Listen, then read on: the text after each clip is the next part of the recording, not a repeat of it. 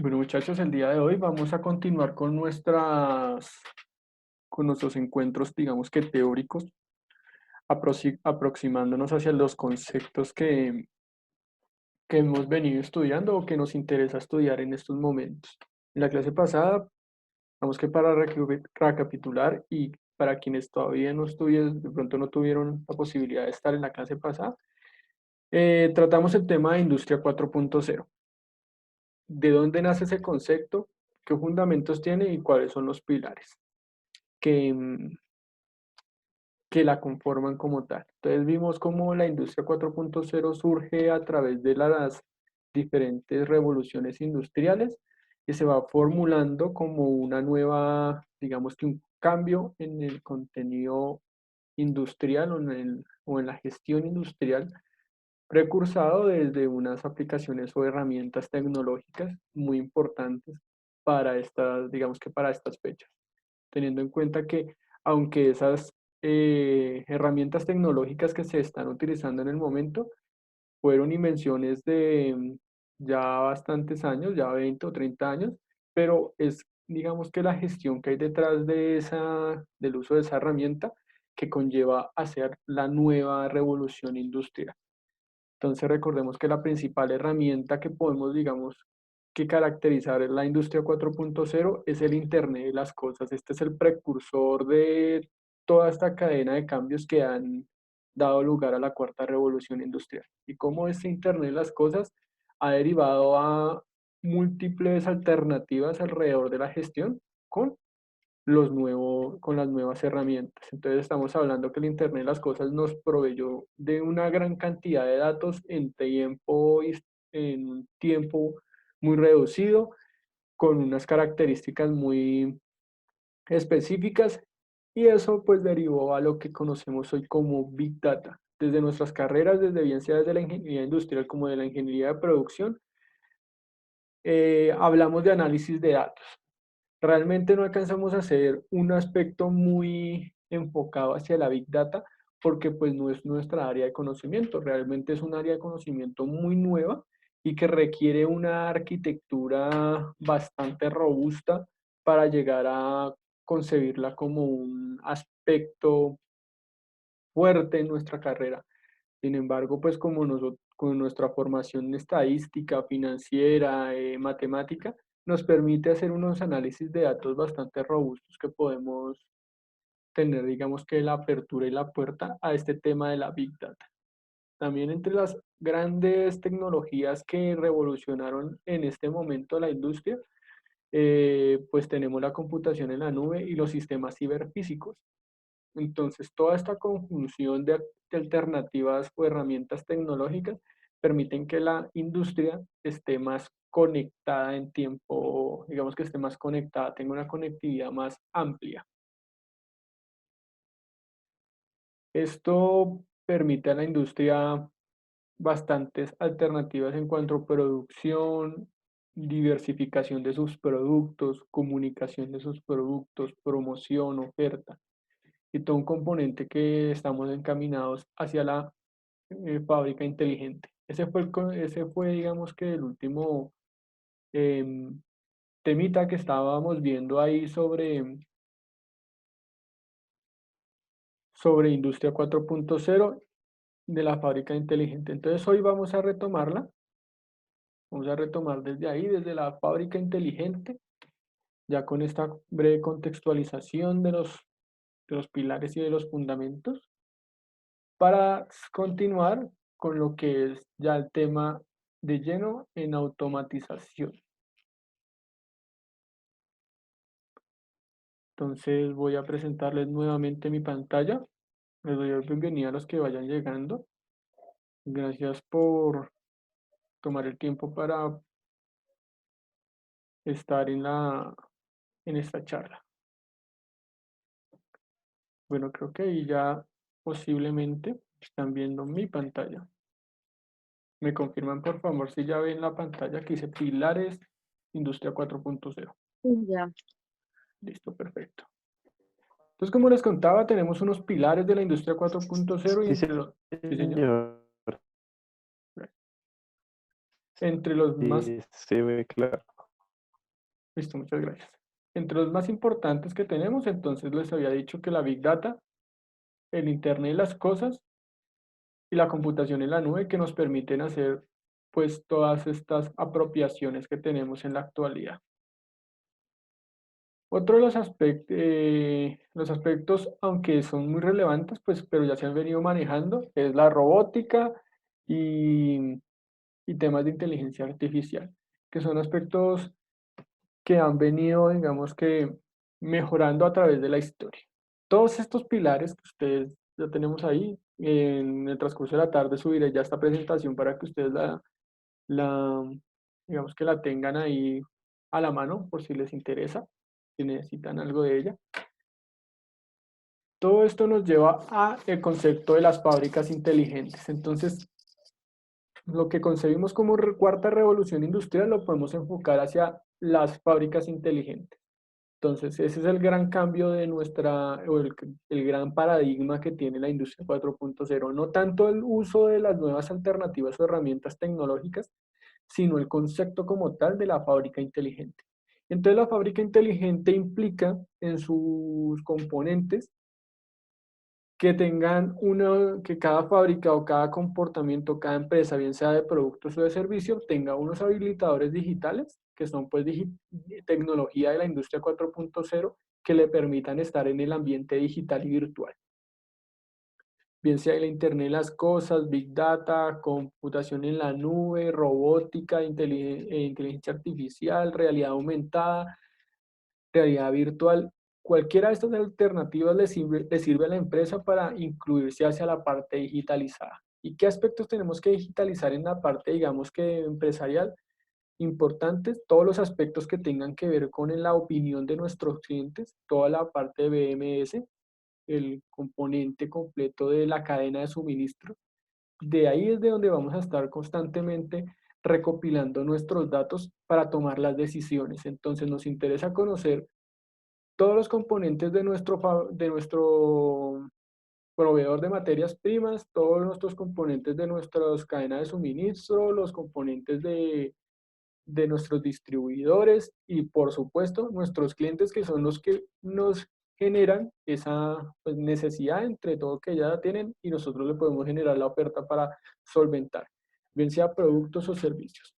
Esto nos lleva a que si queremos, que si que tenemos una cadena de suministros conectada de manera digital, tenemos que estar en la parte digitalizada con nuestra oferta, bien sea con un catálogo virtual, con recorridos, con una plataforma de ventas, con algo que le facilite al cliente la compra o adquisición de esos bienes o visualización de esos bienes o servicios mediante medios digitales. Lo hemos visto en la actualidad con la pandemia. Al inicio, los 4 o 5 primeros, los 2 o 3 primeros meses, era muy complicado conseguir algunos elementos en la parte digital.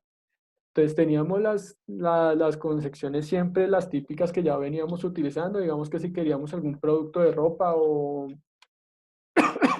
algún producto de la casa, pues recurríamos al Éxito, Home Center, Falabella de modalidad virtual, algunas plataformas de ventas virtuales, pero ya en la actualidad, pues estos últimos meses se ha robustecido mucho más este ambiente y casi que todas las empresas tienen por lo menos un mecanismo virtual para dar a mostrar a sus clientes. Entonces ustedes ya encuentran en Instagram cómo diferentes mecanismos, diferentes empresas están ahí posteando sus productos, están dando facilidades de contacto, bien sea medio WhatsApp, Telegram, el mismo Instagram, Facebook, correo electrónico, para generar una comunicación un poco más amena y que no tenga que desplazarse el usuario a directamente a la parte donde nos interesa vender nuestro producto.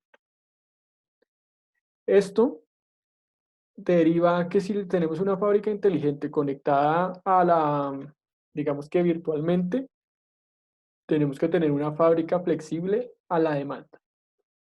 Como ahora tenemos una fábrica digital, es decir, que estamos frente a la virtualidad, las condiciones de necesidades de nuestros usuarios han cambiado de forma significativa. Y ya no solamente estamos frente a la competencia nacional, es decir, que de una persona o un usuario quería un bien o inmueble, se dirigía a la parte donde estaba el clúster de ese bien o inmueble y verificaba entre sus productos cuál de ellos quería, pero no se iba del lugar hasta que no obtuviese su producto. Esto nos daba una limitante de tiempo, una limitante, digamos que posibilidad que nuestro producto fuera elegido entre esos productos que estábamos ofertando. En este momento, con la virtualidad y con la digitalización, las barreras se rompieron y ya no tenemos esa posibilidad de que el cliente adquiera nuestro producto solamente porque está disponible en una plaza.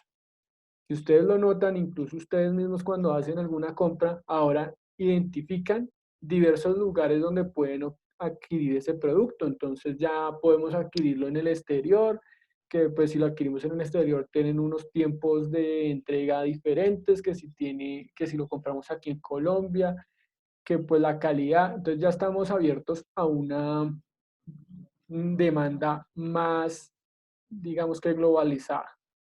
Con eso tenemos que llevar, como nuestro cliente ya está abierto a esa demanda globalizada y a esas posibilidades de adquirir productos en otras plazas, pues tenemos que llevar nuestra fábrica a que sea flexible ante esa demanda.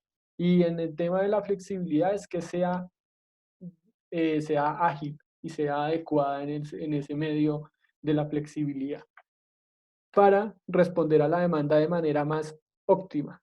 Es decir, que si en el exterior están ofreciendo un producto que se vea atractivo, pero que tiene una demora en lead time por los tiempos de transporte, yo puedo ofrecer un producto muy similar con una muy buena calidad en el menor de los tiempos para mitigar ese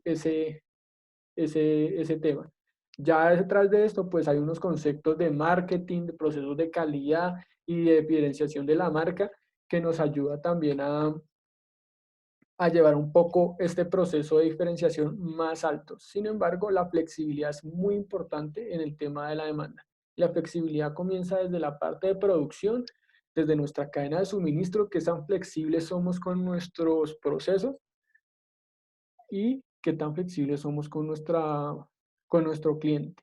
Entonces, ese cambio rápido, esa posibilidad de cambio rápido es muy importante en lo que conocemos como industria 4.0. De ahí vamos otro poquito, ya nos vamos especializando un poco más hacia la parte de la producción. Entonces, si tenemos una empresa digitalizada y tenemos una fábrica flexible, nuestra línea de producción es inteligente. Cuando estamos hablando que nuestra línea de producción es inteligente, es que se autogestiona. Nuestra línea de producción tiene ciertos comportamientos de autogestión que le permiten esa flexibilidad y esa agilidad en cuanto a los recursos. Y en términos muy específicos, si queremos hablar de una línea de producción inteligente, lo podemos notar, digamos que en el caso de cuando la línea de producción requiere material, ella en vez de pedirle material directamente a su área de compras, se lo pide directamente a su proveedor. Lógicamente esto ya previo unos enlaces directamente con el proveedor y temas de convenios, pero si nuestra línea de producción es inteligente, entonces el cliente solicita un producto e inmediatamente la línea de producción se va a activar. Y si esa línea de producción que se activa requiere algún componente o requiere algún recurso que le falta, va a enviar una señal directamente a su proveedor, bien sea interno o externo, de que solicita ese material para solventar la necesidad que él está demandando su cliente.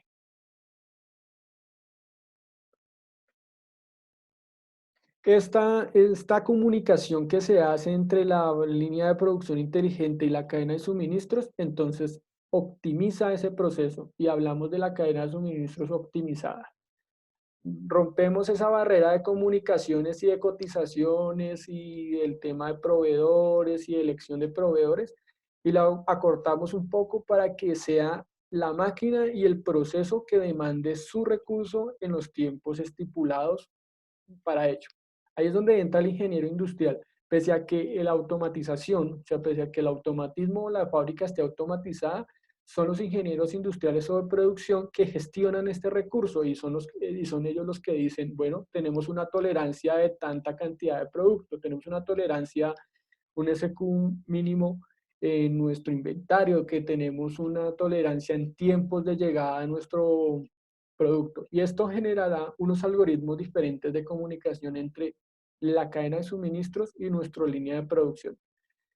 Aún, digamos que llevándolo un poco hacia la parte operativa, que ustedes ya la conocen muy bien. Entonces, por un lado tenemos unas restricciones que las da el ingeniero industrial de acuerdo a las caracterizaciones de su producción o de su servicio. Y esas restricciones se convierten en parámetros que la cadena de suministros va a coger en sus algoritmos o en su optimización. Esas mismas restricciones se van a programar directamente en las optimizaciones de MS y MRP, pues que ya son las últimas de los niveles de automatización, que es gestión del recurso y gestión estratégica, como restricciones del programa. Entonces, mediante esas restricciones se va a hacer todo el enlace en la cadena de suministros para cumplirlo. Es un poco lo que se venía haciendo normalmente en las organizaciones, pero de forma automatizada, porque nosotros ya previamente cargamos las restricciones. Antiguamente lo que se hacía era hacer planes de planeación, unas estrategias, constantemente estar monitoreando eso. Entonces, que si la máquina le faltaba producto, entonces el área de compras empezaba a hacer la cotización y empezaba a hacer todo el proceso. Pero esto genera mucho tiempo y mucho desgaste en una organización que tiene que brindar soluciones rápidas. Bajamos ya un poco más y hacia la parte de suministro, llegamos al almacenamiento. Todas las empresas tienen que tener almacenamiento independientemente de la estrategia que se esté manejando, bien sea que estemos manejando una estrategia justo a tiempo o si estamos manejando una estrategia lean o una estrategia específica de inventarios. Siempre vamos a tener un almacén, bien sea de productos terminados o de materias primas que gestionar. Ya ustedes, la organización será la que definirá esa estrategia de almacenamiento o esa estrategia del almacén de cómo se genera. Sin embargo, a esas estrategias se le anuda la tecnología que se tiene. Entonces, tecnología de etiquetas inteligentes, el QR, QR pasivo, QR activo, temas de comunicación, enlace con sus productos. Esto encaminado a que nosotros no tengamos ese tiempo o esa incertidumbre en el inventario. Si tenemos todo de manera etiquetada inteligente, sabemos cuánto es nuestro stock, tanto en materia prima como en producto, y nuestro cliente puede ir directamente a conocer ese stock. Es decir, que si nuestro cliente quiere un producto en específico, puede conocer el stock en específico que hay de ese producto.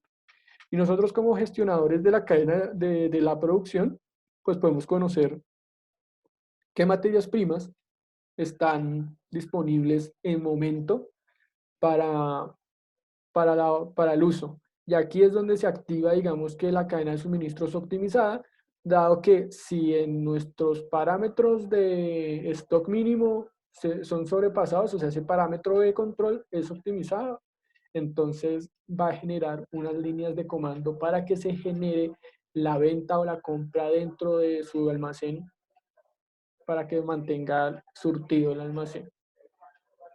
Y ya por último, estos 4 o 5 componentes que se venían hablando se enlazan con la ciudad inteligente. Entonces, esto dado en que una fábrica inteligente tiene que estar en un contexto de una ciudad inteligente. Y una ciudad inteligente pues tiene conexión con sus smartphones, o sea, cada persona tiene conexión directamente a internet, está retroalimentándose.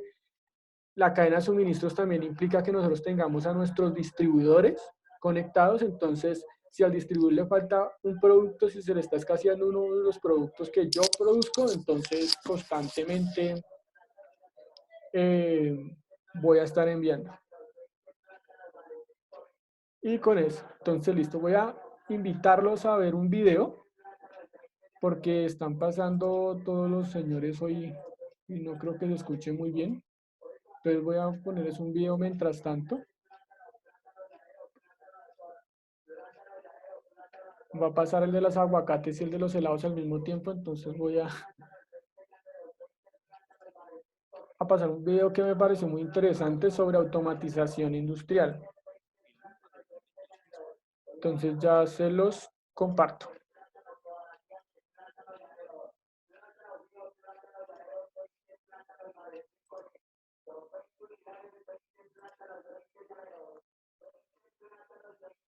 ¿Me confirman por favor si están viendo mi pantalla un YouTube?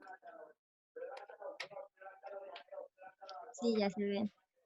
Listo, muchachos. Entonces, aquí quiero hacer la introducción de la parte de automatización. Ya el video dura 6 minuticos, pero la idea es que ustedes tengan un contexto muy general de la parte de automatización y damos apertura a ese tema de automatización y comenzamos ya de lleno con el tema.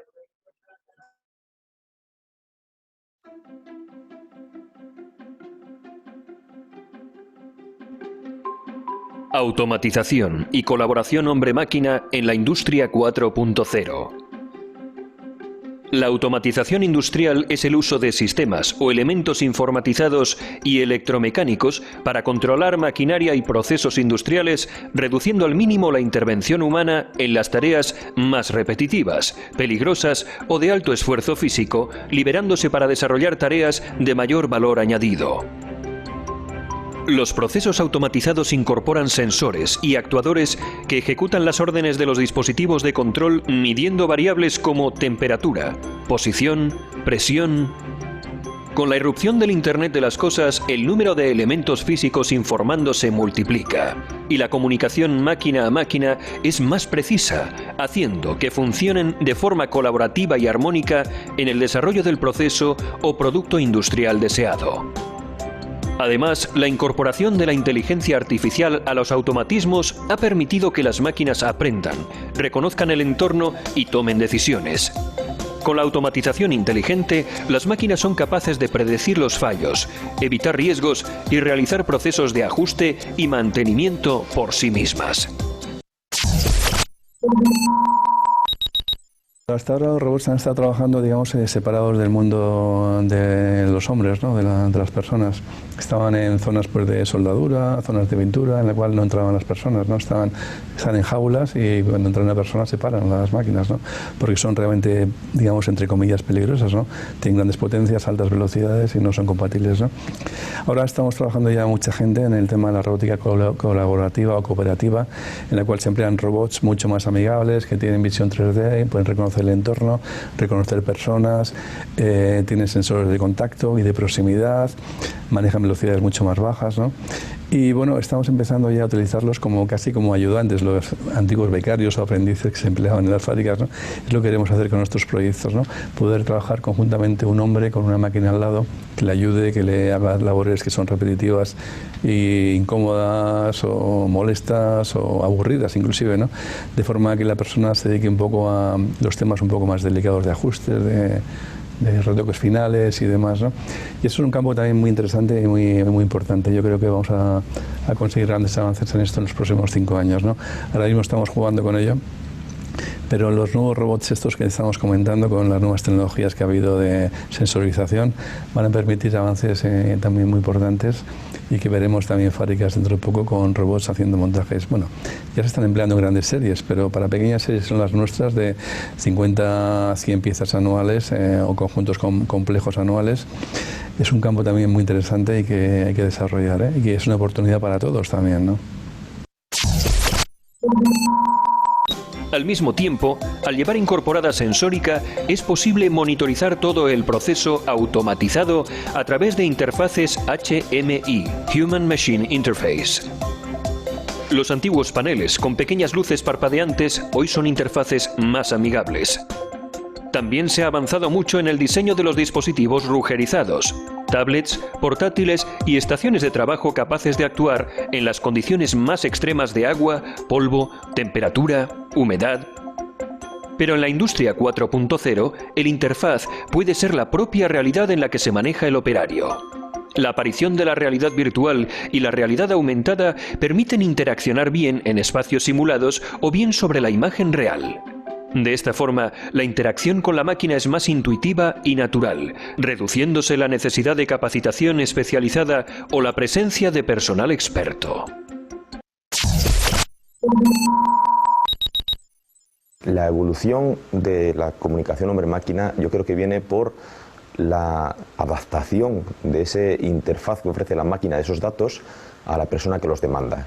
Hoy somos capaces de presentar la información de una manera que hace años era inviable. La capacidad de computación que tenemos ahora mismo en las máquinas es, digamos, no es comparable con lo que teníamos hace años. La tecnología avanza, como habíamos comentado previamente, avanza rapidísimo y ahora mismo pedimos a los que son nuestros clientes, que son los que demandan las necesidades, les pedimos que nos digan qué quieren mostrar en una pantalla, porque todo se puede mostrar en una pantalla.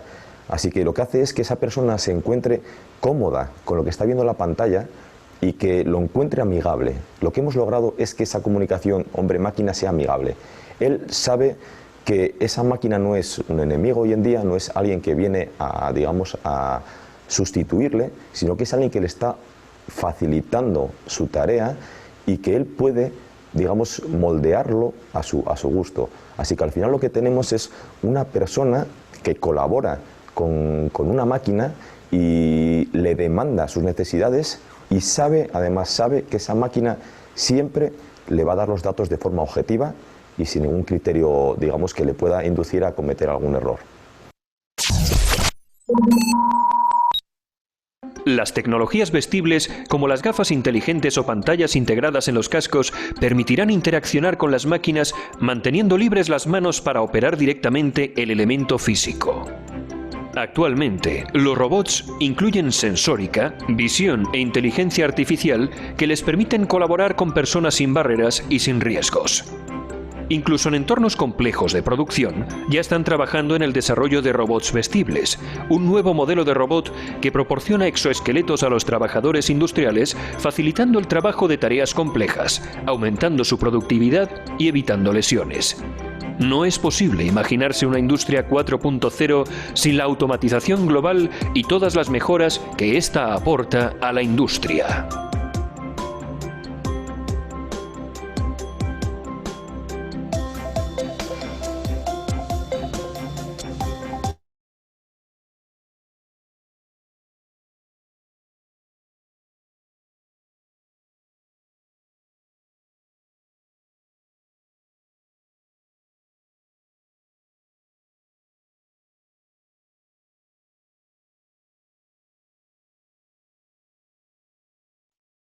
Está silenciado.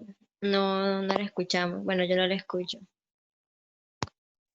Yo tampoco. Sí, no había activado el micrófono.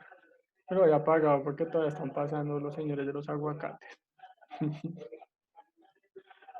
Allá todavía se escucha, yo creo. Entonces ahí Sí, claro. es como una contextualización muy sencilla de lo que es automatización industrial. Pero para continuar con nuestro tema, entonces voy a utilizar una presentación que tengo aquí. Bueno, tanto como una presentación es un PDF, que es la idea de ese PDF, es que tiene una actividad en esa plataforma que nosotros habíamos trabajado en la primera clase, que era Tinkercad, tiene una actividad de Tinkercad. Creo que no la vamos a alcanzar a hacer hoy, pero pues a ustedes ya les queda ahí, digamos, para que vayan mirando un poco y la próxima sesión entramos de lleno con la actividad, que es lo que nos interesa en empezar ya como los fundamentos.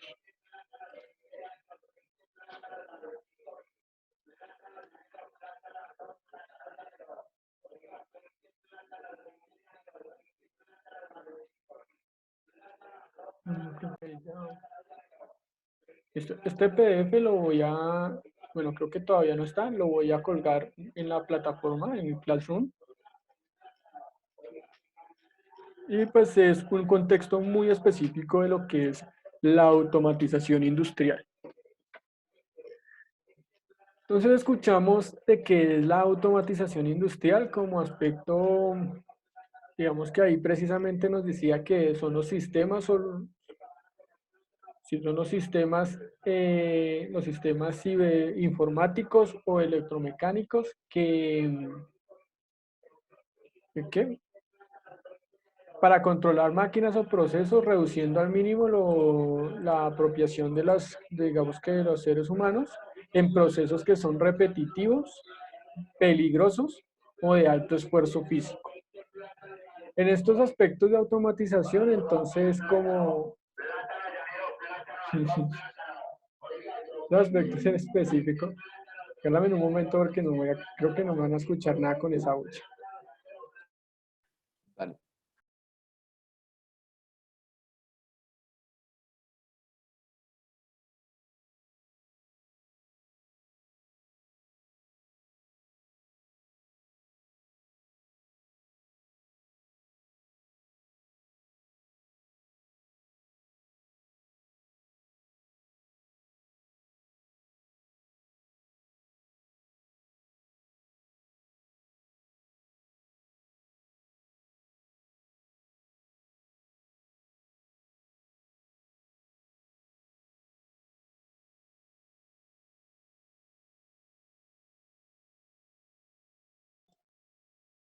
Listo, muchachos, qué pena con ustedes.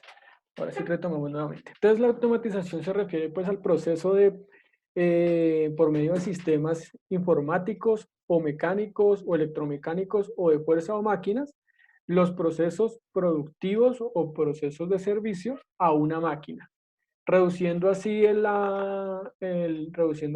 trabajo repetitivo de peligro de esfuerzo físico al mínimo para nuestro recurso humano o para nuestro talento humano, dejando así el campo libre también para que este talento humano em, se especialice más en opciones o posiciones que generen un valor agregado a nuestra organización.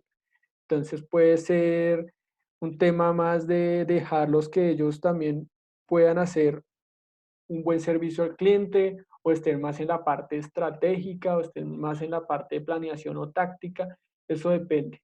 Y nosotros pasamos a todas las operaciones que se realizan dentro de nuestros procesos productivos a las máquinas eh, que operen con niveles, digamos que muy pequeños de intervención humana.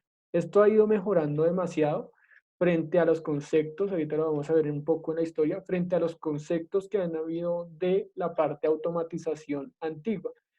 De automatización podemos referirnos bastante tiempo atrás, podemos ir ya incluso desde los romanos, podemos hablar de automatización.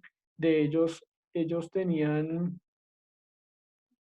componentes de automatización bastante fuertes frente frente a los componentes de su maquinaria, de las máquinas que utilizaban. Pero pues realmente si nosotros vemos el tema de automatización, pues lo hemos venido viendo desde hace unos 10 años más o menos, que es cuando ya surge el primer PLC, que empiezan a hablar de un tema de automatización un poco más fuerte. Empiezan a hablar sobre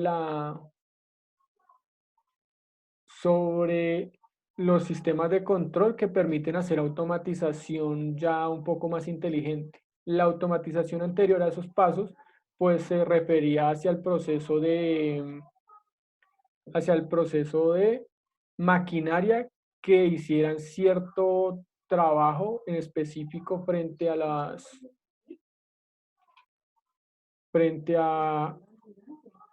los trabajos. Entonces estoy buscando aquí precisamente, se me perdió, vaya, creo que es esta. La diapositiva o la infografía de la historia de la automatización para que viéramos ya más o menos desde cuándo se empieza a hablar de automatización. Lo que yo les decía de la automatización en anterior, pues tenemos desde los romanos, los griegos, todas estas máquinas que utilizaban fuerza o otro mecanismo de fuerza, como el de los animales, como el del viento, como el del agua, para generar algún trabajo. Pero empieza a hablarse de automatización industrial desde más o menos desde 1940, 1930, empieza a hablarse de automatización industrial. Y hay ciertos hitos en la automatización que nos permite, digamos, que este trazado de la historia. Habrán, digamos que antes de estos, muchos referentes que puedan incluir de la historia. Habrán unos autores que se dirigirán directamente hacia incluso Da Vinci, con sus creaciones, con sus máquinas, con los autómatas programables que él tenía mediante mecanismos de engranaje y demás aspectos. Pero por lo general empezamos a concebir la automatización industrial, posiblemente desde la inclusión de la máquina de vapor y desde los telares, y pasando pues por todo este componente. Esta infografía se las traje porque comenzamos aquí a ver cierto componente muy importante en la automatización actual. Entonces, si el propósito de la automatización es pasar ciertos trabajos ciertos trabajos que anteriormente los hacía el hombre a una máquina, entonces debemos empezar a incursionar en el concepto de qué componentes tecnológicos tiene esa máquina para que pueda ser automatizado, para que pueda concebirse como automatización. Entonces, uno de los primeros componentes que permitió todo este camino es como tal en 1940 y algo, 47, alrededor de los 40, se desarrolló el primer transistor. Habían unos estudios previos, pero lo desarrollan el primer transistor. Y pues este primer transistor permite ya empezar a hablar de control, de posibilidades de algunos temas de control electrónico en específico. Es alrededor de esas mismas fechas, pero en Alemania se construye uno de los primeros motores controlables. Recordemos que los motores anteriores tenían prendían y tenían cierta capacidad de revoluciones y listo. No teníamos una capacidad diferente de control frente a los motores como los conocemos hoy, que son los motores paso a paso, que podemos generar una variación entre sus diferentes grados de rotación. Cuando aparece el control de los motores, le podemos bajar las revoluciones, podemos aumentar su potencia y bueno, ciertas capacidades que permiten que ahora los procesos productivos se hagan de una forma mucho más, digamos que controlada. Algo importante que nos interesa siempre en la automatización es el control. Sí o sí, tenemos que controlar algo. En ese caso, pues la máquina. Siguiendo un poco más el camino hacia los años 50 y 60, aparecen las primeras computadoras. Esto nos confiere la lógica a la máquina. Entonces ya empezamos a hablar, aunque en esa época las computadoras eran un poco robustas y grandes, pero empezamos a hablar de que la máquina ya tenía cierto grado de inteligencia y control. Es decir, ya le podíamos proporcionar sentencias lógicas para que realizara cierto trabajo. En este tema, en este 1960, digamos que en los 60 y los 70, predomina la automatización por lógica cableada. Esta automatización por lógica cableada, entonces, en específico, nos permite generar, digamos que un trabajo de manera muy estructurada y rígida frente a su automatización. Pero todavía no había digamos que una posibilidad de un control más allá de esa lógica cableada. Es decir, que si yo concebía una máquina para que cortara ciertas piezas de mi producción, entonces esta máquina solamente podía hacer eso. Y si yo quería cambiarla de producto o quería que cambiara alguno de sus aspectos de trabajo, me iba a ser un poco más complicado porque debería haber descableado toda mi máquina y volverla a cablear por el tema, digamos que de lógica cableada. Esta lógica cableada también era excesiva, o sea, para que una lógica cableada funcione, o sea, un automatismo funcione bajo lógica cableada, requiere de mucho cable y de muchas conexiones para replicar el tema de programación que lo puede hacer una computadora. Pero como las computadoras hasta ahora estaban surgiendo, no habían logrado ese componente. Algo importante también en los 60, a la par de digamos que de la computadora, es la electrónica de potencia. Entonces teníamos, por un lado, la electricidad que generaba una potencia bastante alta, pero no teníamos un control frente a ella porque no habían los mecanismos necesarios para controlarla. Sin embargo, empiezan a aparecer los transistores, pero ellos manejan un voltaje muy bajo y no hablábamos de electrónica de potencia. Con la llegada de la electrónica de potencia, los mecanismos de control de potencia, entonces ya nos permite, ya podemos tener un control muy específico de la corriente eléctrica frente a los procesos productivos de nuestra organización, frente a los motores, frente a los diferentes componentes de corriente directa o alterna que estábamos manejando. Y pues el uso de esta corriente nos permite generar un trabajo mucho más, digamos que potente y de largo alcance por su capacidad de potencia. Y terminan digamos que en los años 60, 70, terminan con la unión de esa electrónica de potencia a los motores trifásicos, monofásicos o motores de potencia para generar un control mucho más alto. Para estas épocas se está empezando a hablar mucho sobre el control que se tiene que tener sobre las máquinas, sobre el proceso que va a realizar esas máquinas. Y uno de los paradigmas más importantes en este tiempo, en específico, era el control. Era cómo se iba a controlar eso, porque lógica cableada, si nosotros teníamos un proceso muy complejo, la lógica cableada se tornaba muy engorrosa, muy inasequible para algunas empresas. Y tener muchas máquinas con una ecuación de lógica cableada requería mucho espacio. Entonces, como ya iban enfocados todos los estudios ahí, en 1968, Dick Morley genera el primer PLC funcional de la historia. Este PLC, pues controlador industrial modular, lo llamó como tal, o controlador lógico programable, como lo conocemos en este momento.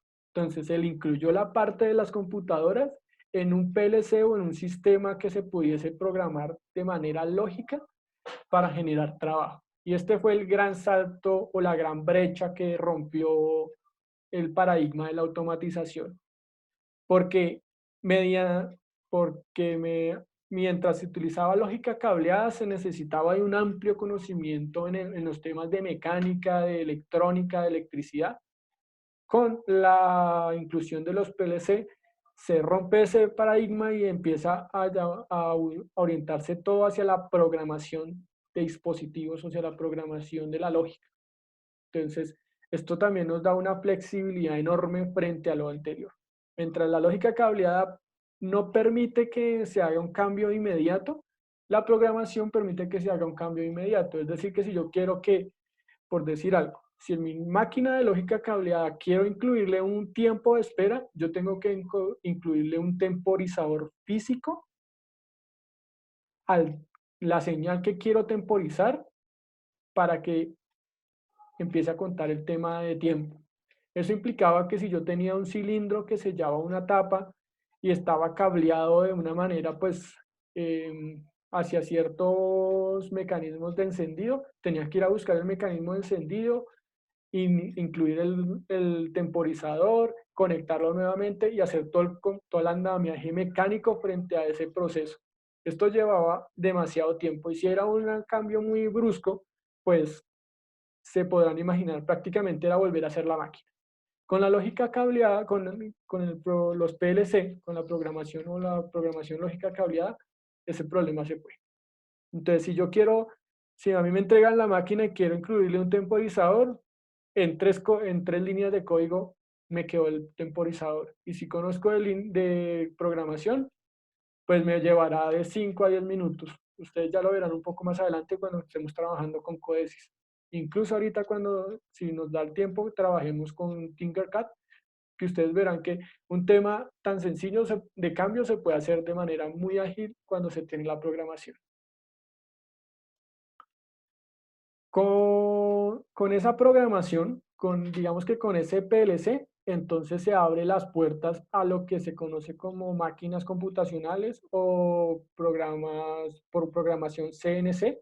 Entonces empiezan a verse los tornos, las cortadoras láser, tornos enviados por computadora, donde yo le envío digamos que un CAD, una imagen asistida por computadora y el sistema va a replicar esa misma imagen. Para hacer eso antiguamente tocaba con una preforma y tocaba hacer una serie de programaciones y una serie de posiciones ahí para que la máquina funcionara, pero con la inclusión de los PLC y las computadoras y en las máquinas, este proceso se fue logrando un poco más en específico. Eso es hacia los años 70. En los años 80, entonces aparecen las primeras interfaces hombre-máquina y las primeras interfaces SCADA. Entonces, listo, tenemos una máquina que tiene un PLC que ya está controlado, que me está controlando los diferentes mecanismos de mi máquina y que yo puedo tener tengo una flexibilidad bastante alta, pero no tengo datos todavía. En las primeras no teníamos datos porque lo que nos interesaba era hacer control, no nos interesaba monitorear, nos interesaba hacer control de las variables físicas frente a nuestro proceso productivo. En los años 80 entonces empieza a incluirse el tema de las interfaces de hombre-máquina, tanto para que el hombre maneje la máquina de manera más adecuada y eficiente, como para que nos esté arrojando constante información sobre nuestra producción. Y un poquito más después aparece lo que es SCADA. Primero apareció las interfaces hombre-máquina, el HMI, y después apareció el SCADA, que son las fuentes de adquisición y manejo de datos.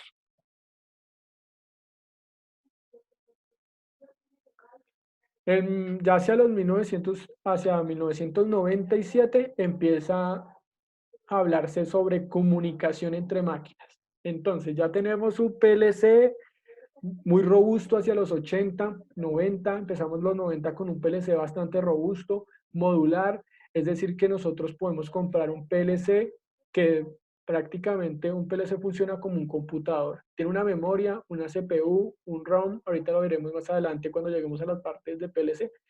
Tiene estos ciertos componentes que le permiten funcionar como una computadora, pero los primeros PLC que surgieron eran estáticos, eran PLCs con ciertas entradas y ciertas salidas, a saber si eran 8 entradas y 8 salidas.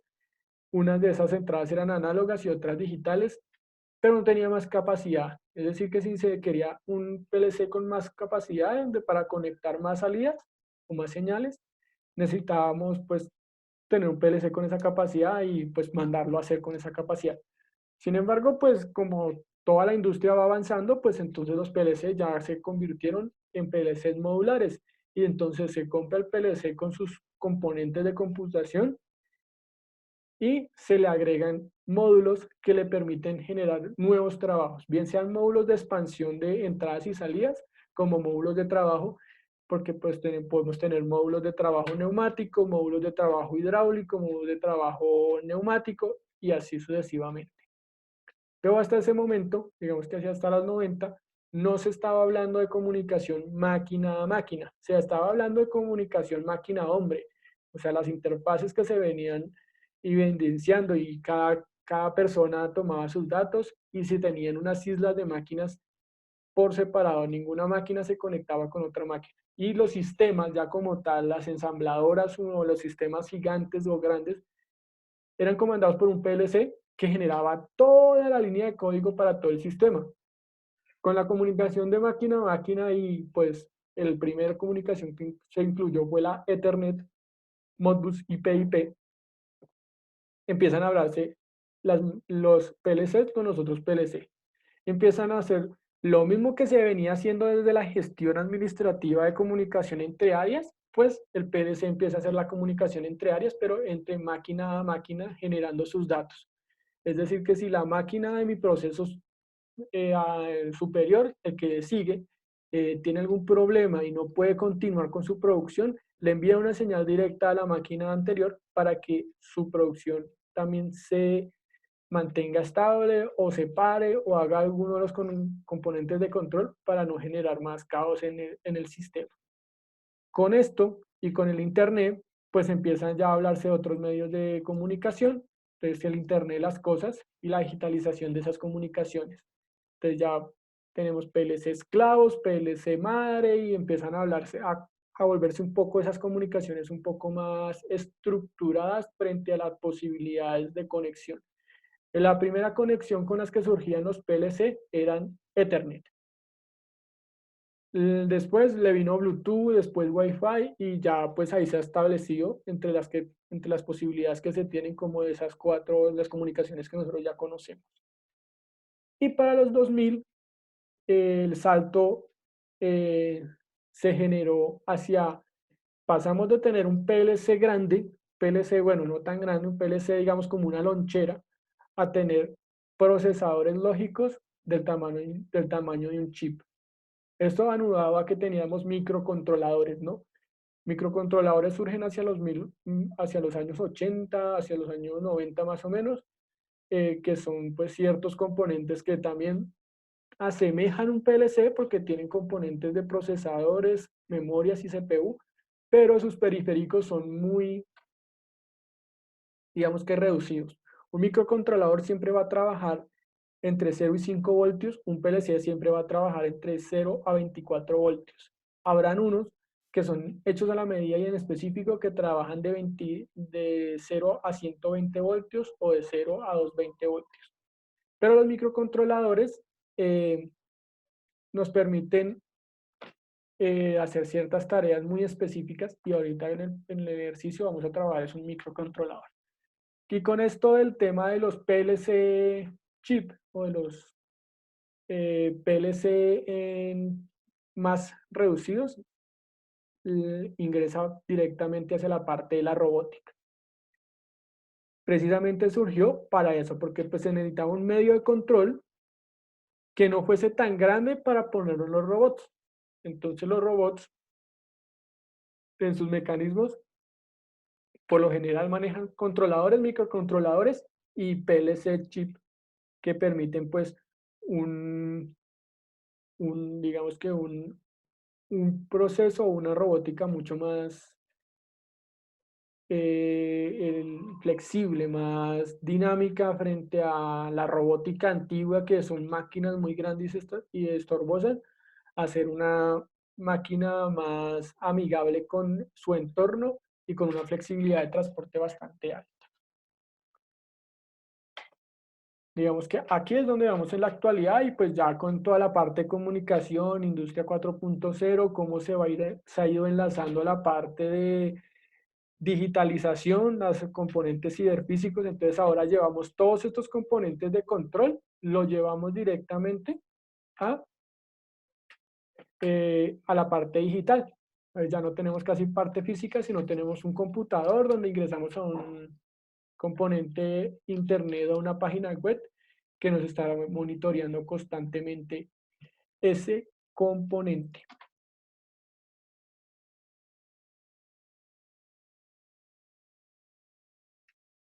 Permítanme, yo busco aquí el otro.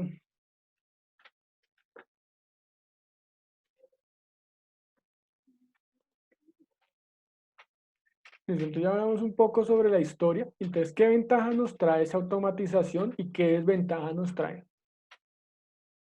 Las principales ventajas que se pueden, digamos que, delucidar frente a la parte de la automatización, entonces tenemos la eliminación de las tareas que pueden ser peligrosas, indeseadas o repetitivas. Digamos que ese fue el objetivo principal de la automatización. Posteriormente a eso, comenzó, digamos que una de las ventajas es el aumento de la productividad de las instalaciones. Es casi que de inmediato que cuando se pone automatización en una empresa, la productividad puede aumentar. Pero aquí tenemos que tener mucho cuidado en el tema de la productividad. Si bien es cierto, una máquina tiene una capacidad instalada mucho más alta que un hombre, sí, el balanceo de línea o la gestión de la producción no es adecuada, se puede llevar a que la productividad decaiga y generen temas de cuello de botella o temas de pérdida del fluido de nuestro proceso. Puesto como la máquina tiene una capacidad instalada muy alta y los hombres no, entonces si se pone una máquina frente a un proceso de un hombre, entonces la máquina va a estar funcionando a lo que está programada a funcionar. Es decir, si una máquina está programada para, digamos, hacer un etiquetado de botellas, de 1000 botellas por minuto, pues el hombre escasamente va a alcanzar a hacer 10, 20 botellas por minuto, eso depende. Entonces se genera una desviación bastante alta. Pero se dice que en los mejores de los casos se genera un aumento de la productividad si se tiene una buena gestión del proceso productivo. La manipulación de los grandes pesos, entonces ya esto pues va encaminado hacia la parte de que las máquinas ahora pueden manipular los pesos, pero pues esto ha venido desde hace mucho tiempo con algunas adquisiciones de máquinas y que no están muy enlazadas hacia la parte de automatización, pero esto le quita gran esfuerzo físico al hombre. La mejora del rendimiento de la calidad, este sí es uno de los grandes, digamos que, ventajas que tiene el sistema, y es que esto lleva a la estandarización. Precisamente ahí también lo traigo, estandarización. Y es que si la máquina está programada para hacer un proceso, siempre en sus condiciones normales de funcionamiento lo va a realizar de la misma manera. Esto nos permite controlar las variables de calidad de manera más eficiente. Y como estamos controlando las variables de calidad de manera más eficiente, no vamos a tener tanta desviación, a diferencia de cuando lo estamos trabajando frente a nuestro capital humano, que las desviaciones, si bien es cierto, podemos tener un capital humano experto en lo que hace, van a ser bastante, van a estar bastante, digamos que, diferenciadas frente a los procesos que se pueden generar. Cada persona, cada día está trabajando de una manera diferente y puede generar ciertos ratios de calidad diferente. La estandarización, pues como les decía, este proceso, el proceso automatizado, se genera desde una programación y la máquina, si está en su funcionamiento óptimo, si está en su funcionamiento adecuado, va a hacer lo mismo siempre, durante todo el tiempo que esté encendida. La automatización de recursos, entonces, nos permite tener un control más eficiente de los recursos. La máquina no va a gastar más recursos del que nosotros le digamos que tiene que gastar.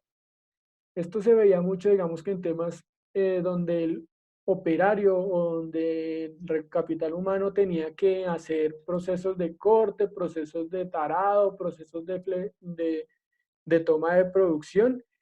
Y normalmente pues las personas tendemos a orientarnos a hacer el proceso repetitivamente. Entonces, cuando a uno lo ponen a cortar tela y dura mucho tiempo cortando tela, ya no mide, sino que empieza a cortar. Y ese tema de, digamos que de suavización con las variables, va generando cierto grado de pérdida en nuestros recursos. Adicionalmente, que la automatización está enfocada desde la parte de eficiencia energética y las máquinas no producen a menos que se les diga que produzcan.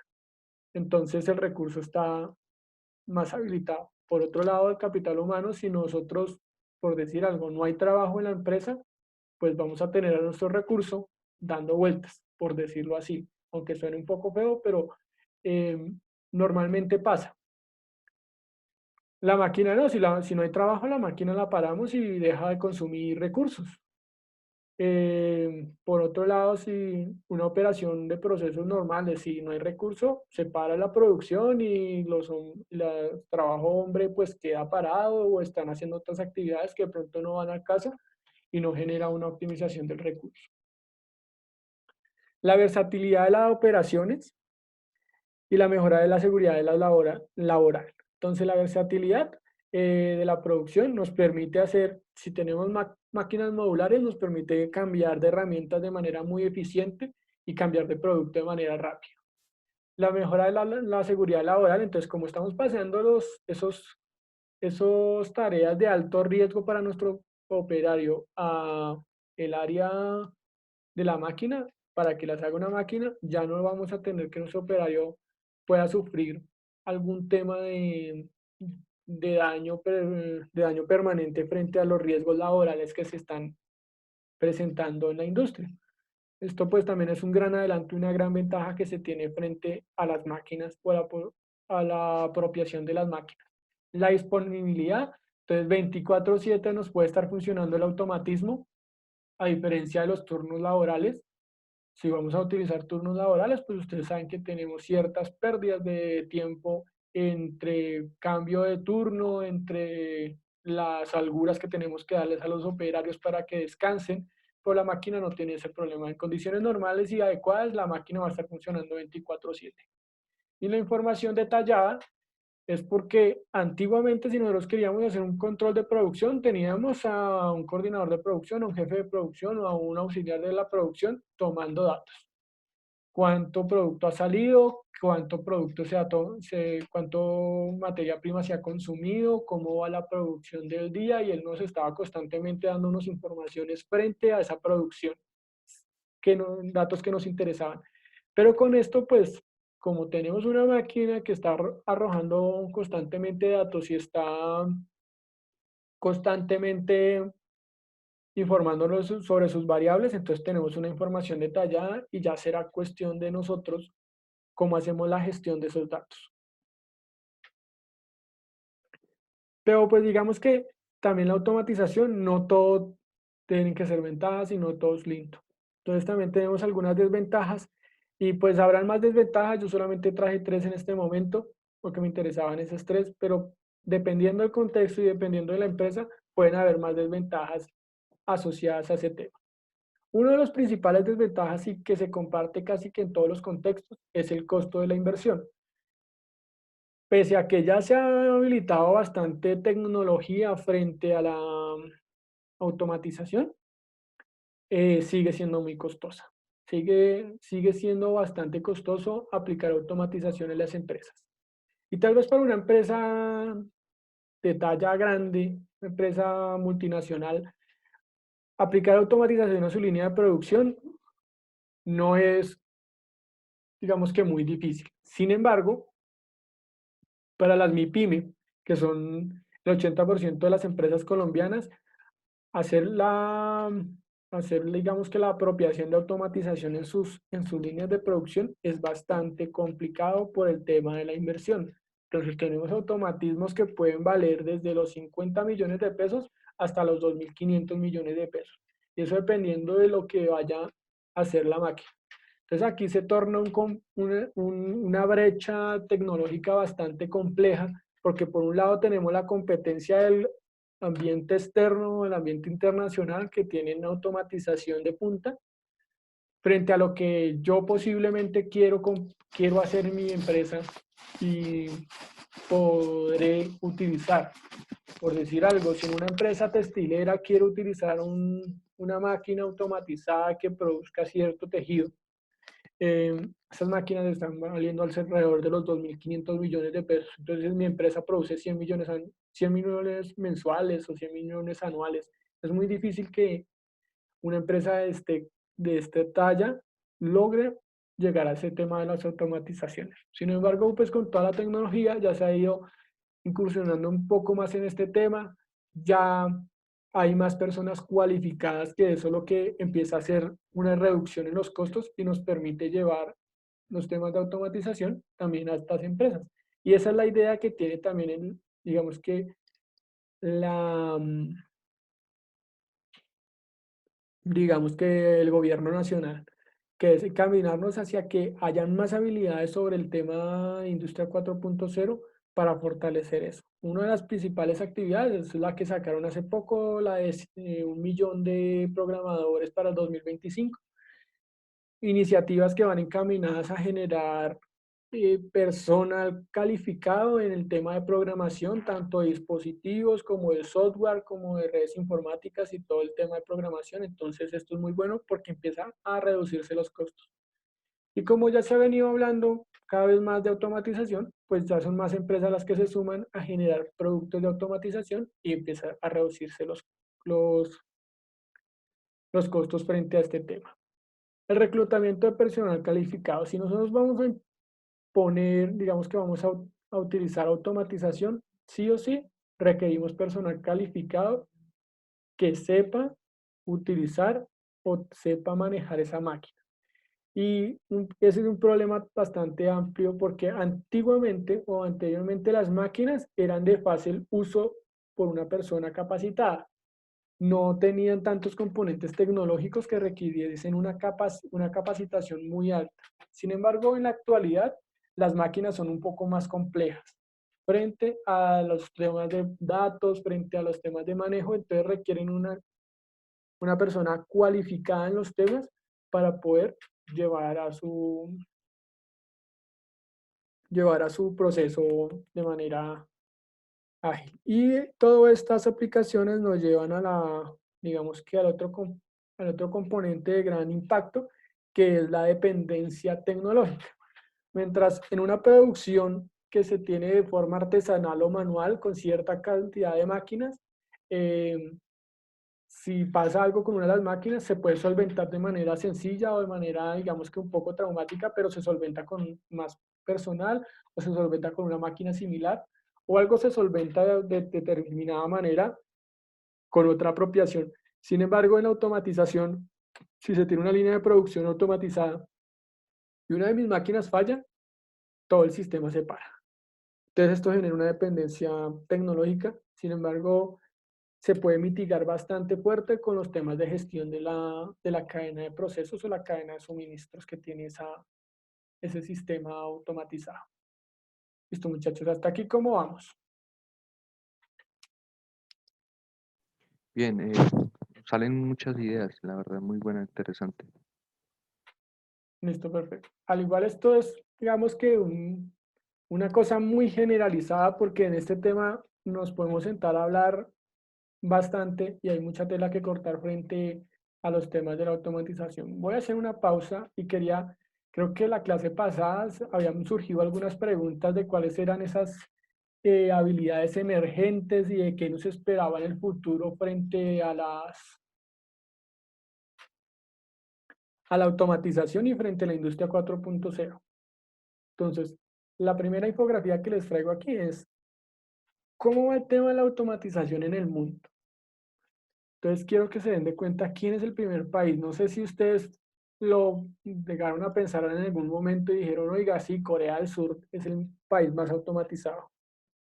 Personalmente, antes de conocer el tema de automatización, pensé que China o Alemania era el tema que tenía más automatización.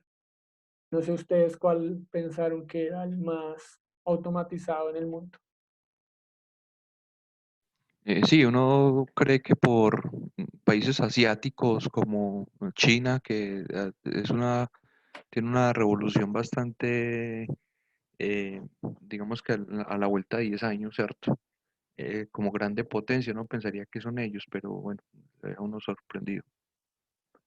Sí, yo también pensé, lo que pasa es que son fuertes en el tema tecnológico China, pero el tema social, uy, es bastante fuerte. Digamos que la cantidad de personas que hay en ese país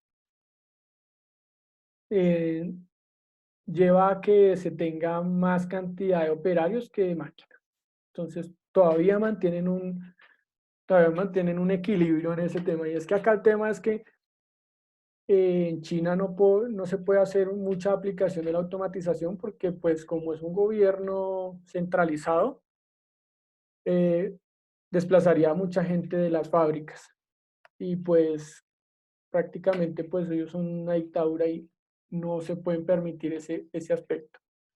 Pero aquí vemos que Corea del Sur es uno de los países con más número de automatización frente a su población. Entonces, por cada 10.000 empleados, tiene 855 automatismos. Es una cifra bastante alta frente a otros países. Y bueno, Japón, Alemania. Alemania pues se mantiene en el top 3 y ahí sucesivamente va bajando, pero si ustedes lo notan, ningún país de la región pues Latinoamérica o América está. Es que ni Estados Unidos. Estados Unidos está aquí abajo, pero pues sabemos que es la potencia mundial, es importante como que pensar, no, ¿cómo no va a estar allá arriba, no? Pero bueno, digamos que este es el panorama del componente de automatización del mundo. Y quería traerles la comparación con Colombia, pero no existen datos. Entonces podrán imaginarse, podrán concebir de pronto en qué posición estamos, si ni siquiera se está midiendo. Por aquí,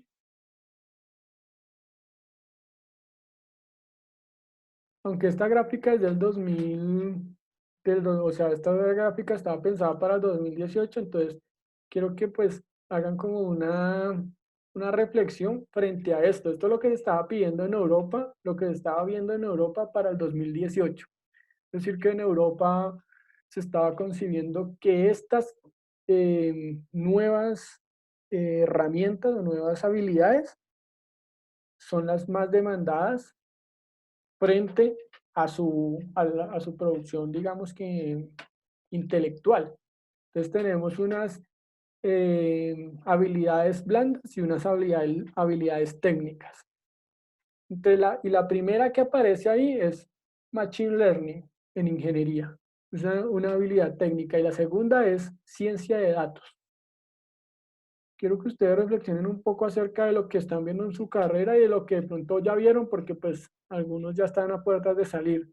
Y si estamos en el 2020, ¿consideran que alguno de estos temas se ha tocado dentro de sus carreras o se ha tocado aquí en Colombia?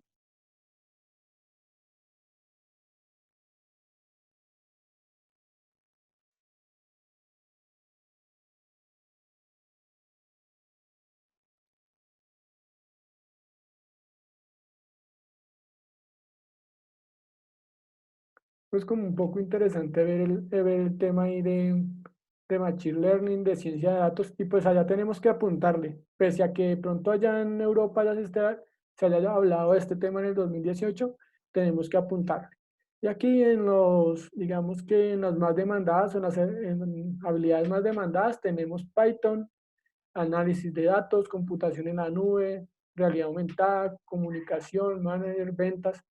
Hay unas cosas que se mantienen muy siempre, digamos que en auge en todas las posiciones, siempre en todas las posiciones, y es ventas y manejo, gestión. Ventas porque sí o sí tenemos que generar siempre la venta de nuestros productos y la gestión siempre va a estar presente por más que tengamos automatizado nuestro, nuestro compuesto. Y esto es como otra evaluación de las habilidades emergentes que tenemos frente. Este ya es un estudio que hicieron en Estados Unidos.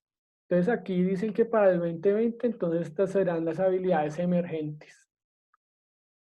Y cuáles se mantienen y cuáles se han, digamos que, desaparecido. Se mantiene la resolución de problemas complejos, pensamiento crítico, creatividad, coordinación, inteligencia emocional. Se empezó a hablar sobre la inteligencia emocional y todo el componente que tenemos detrás de eso. Y la flexibilidad cognitiva. Son temas muy nuevos que van encaminados hacia las habilidades blandas. Entonces podemos ver, digamos que el componente, no todo es tecnología, no todo tiene que estar enfocado hacia la parte técnica, sino que también tenemos como componente las habilidades blandas y estas habilidades de comportamiento. Listo, entonces vamos a continuar. Otro de los aspectos, entonces ya sabemos un poco más de la historia de nuestra automatización, cuáles son las ventajas y cuáles son las desventajas que tenemos frente a la automatización. Ahora vamos a ir un poco más al tema de cuál es el objetivo principal de la automatización. Entonces el objetivo principal de la automatización será controlar y medir. Y cuando estamos hablando de controlar y medir nuestros procesos industriales, entonces directamente tenemos que enfocarnos a qué vamos a controlar y qué vamos a medir. Primero, qué vamos a medir. Y siempre vamos a medir cambios o variables físicas o fenómenos físicos, por decirlo así. Entonces, todos estos cambios o todo lo que vamos a medir está marcado hacia una variable física de algunos de los controles de nuestros procesos. Entonces, siempre vamos a tener que vamos a medir la temperatura, la conductancia, la presión, la velocidad, el estado, cuanto infinidad de procesos físicos que nosotros tengamos dentro de nuestro proceso productivo son susceptibles a medir. Y eso porque ya se ha ido experimentando mucho más en los temas de sensórica, de controladores, de actuadores y de robótica. Yo anteriormente les venía diciendo que la automatización se compone en sus aspectos más sencillos, de 3 componentes. Estos 3 componentes son los sensores, que son los que miden las variables de los procesos físicos, los controladores, que son los que interpretan esas informaciones, esa señal, y por último, tenemos los actuadores, que son los que generan el trabajo. Entonces, ¿cómo se controla y se miden los procesos? Involucra el fenómeno físico. Siempre va a estar aquí el fenómeno físico de cómo funciona, o sea, de qué es lo que está esperando ese fenómeno, o de qué es lo que se está asociando. Tenemos un controlador que identifica esos cambios de proceso, esas variables físicas, y tendremos un actuador que hará el trabajo como tal. Entre las variables de medición de control, entonces ya podemos empezar a explicarnos un poco más en términos. Entonces, cuando nosotros estamos haciendo la medición del fenómeno, esas se pueden denominar como variables de instrumentación, que son los fenómenos físicos que van a ser medidos. Y fenómenos físicos que van a ser medidos o controlados, porque para eso nos interesa medirlos, son pues la presión, la velocidad, la conductancia, la fuerza, la temperatura, la posición, el nivel, el caudal, la humedad. Y cada uno de estos tendrá pues asociado una herramienta tecnológica. Entonces, en presión, de pronto ustedes ya conocen los manómetros, los petóstatos o los diferenciadores de presión, que creería yo que el más conocido de todos es el manómetro. Este dispositivo, que parece un reloj de mano, tiene una aguja que está indicando en los niveles de presión atmosférica que tiene el dispositivo. Velocímetros, los de velocidad, todos los hemos visto: velocímetros, tacómetros, acelerómetros, aninómetros. En conductancia tenemos 3 tipos de conductancia: la eléctrica, la de temperatura y la química. La eléctrica, pues, si voltajes, amperajes, corrientes, resistencias. La de temperatura, pues esa es la más normal, la que todos conocemos. Y la de pH o la de química, que es la conductancia del medio químico para identificar si es una base o un ácido. Fuerza, dinamómetros y tensiómetros. Temperatura, diferentes sensores de temperatura. Posición, tenemos diferentes sensores, bien sea ópticos, inductivos, capacitivos, infrarrojos, ultrasonido. Y todos estos tipos de sensores los vamos a ver un poco más adelante, cuando hablemos de la parte de sensores, que es la de esto. Entonces, como nos interesa controlar y medir, ¿sí?, los comportamientos físicos de nuestros procesos, para controlarlos y para hacer el proceso, pues requerimos cierta tecnología presente en el tema de la automatización. Y esta tecnología, lo que son los sensores, los controladores y los actuadores, se clasifican en lo que se conoce como la pirámide de automatización.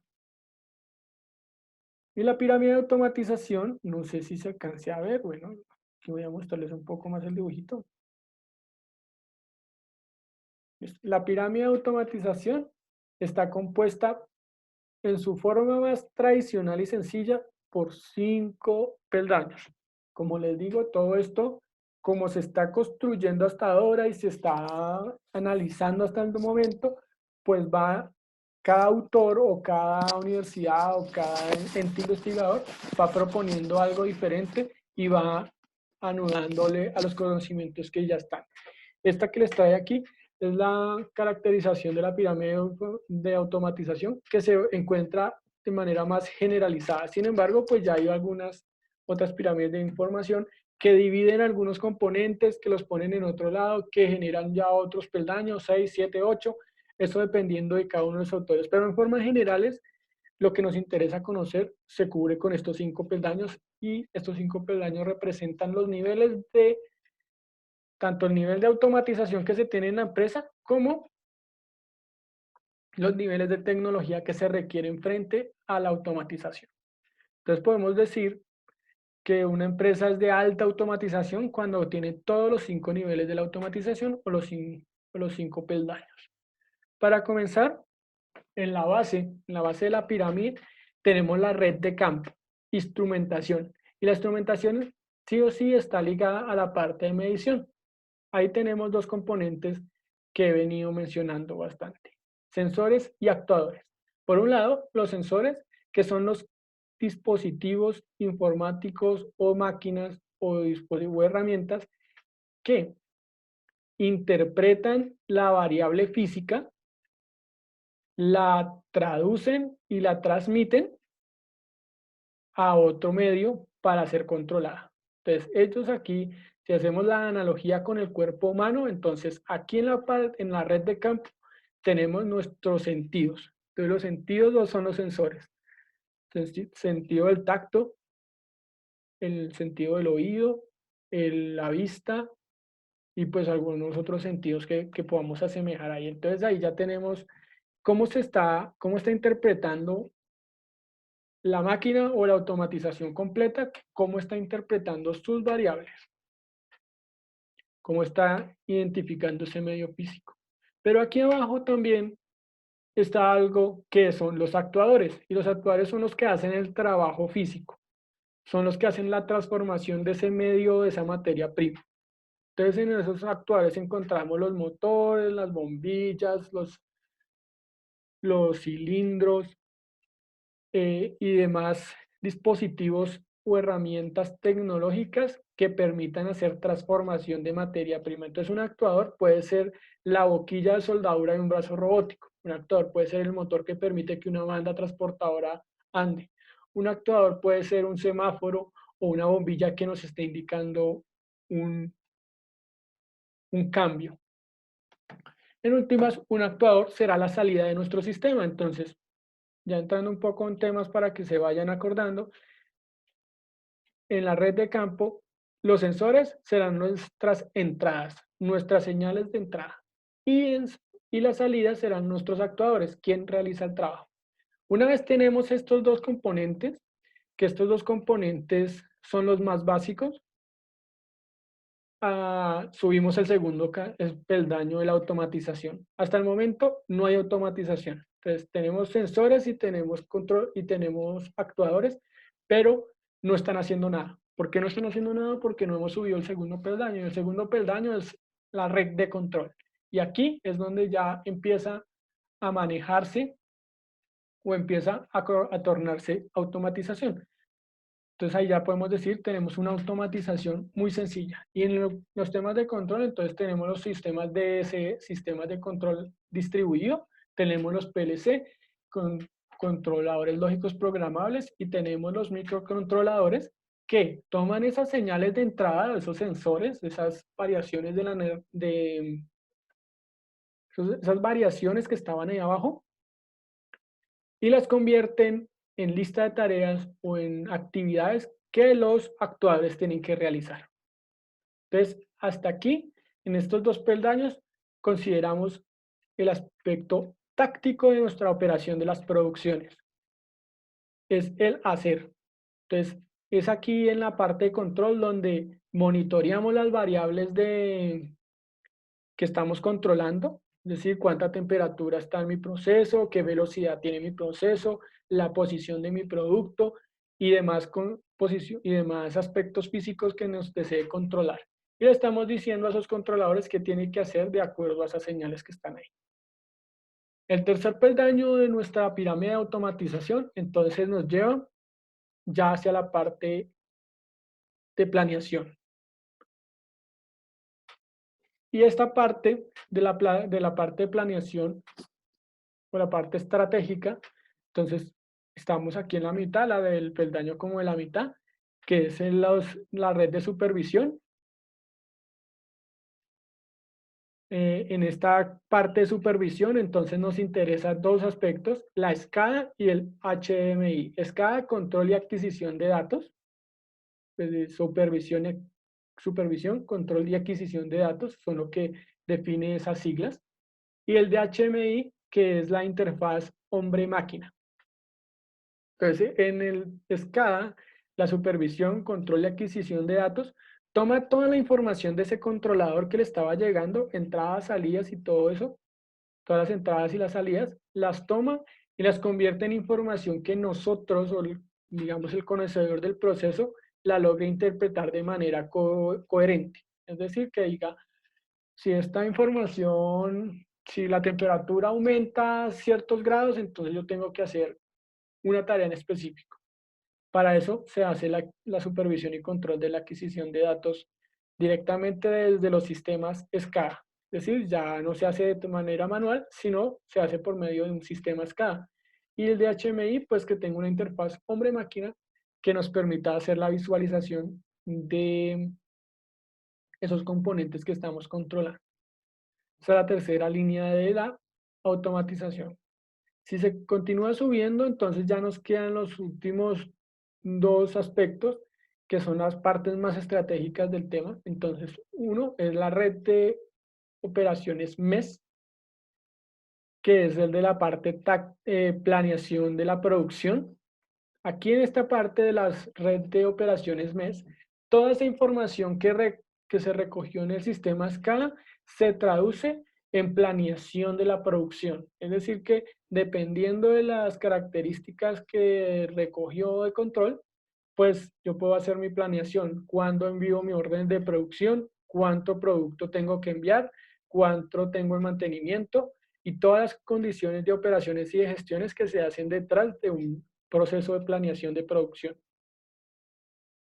Y por último, tenemos la red de operación MRP, que es el conjunto total. Es el enlace de la gestión completa. Entonces, abajo teníamos la táctica, la parte de gestión en la mitad y la parte estratégica en lo último, que es la red de operaciones MRP en plan de requerimiento maestro, que es donde se incluye las otras áreas de la producción, no solamente el área de producción, sino se incluye el área financiera, el área de inventarios, el área de marketing, el cliente, proveedores y toda la parte de cadena de suministros, para terminar con un englobe total de la producción como tal. Y se dice que se tiene un alto nivel de producción cuando se tiene toda la pirámide de producción establecida en nuestra cadena de producción.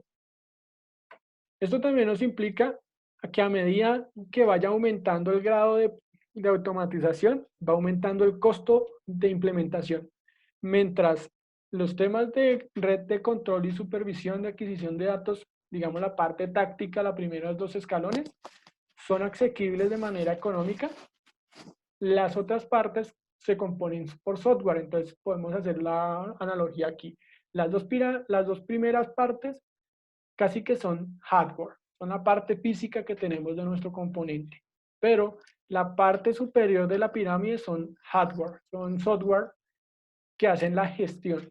Y en cuanto a software que hacen toda la gestión, tanto de producción, de la planeación de la producción, como gestión del medio empresarial, pues ya incluyen muchos aspectos de inteligencia artificial, muchos aspectos diferentes que pueden ir aumentando el tema de la producción.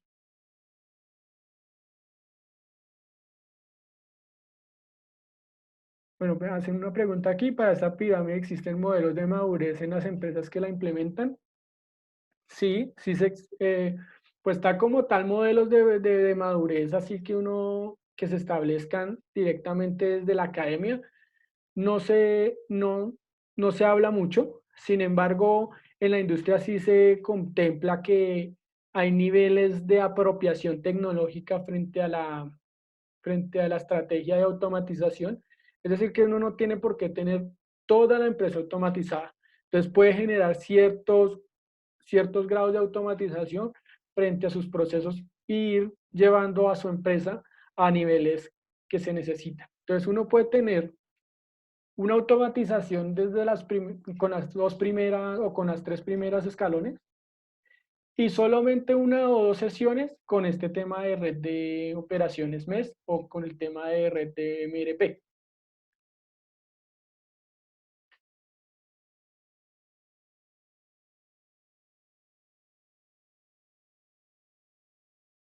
También me hacen otra pregunta, ¿no existe una clasificación de la empresa que se encuentren en diferentes niveles de la escala?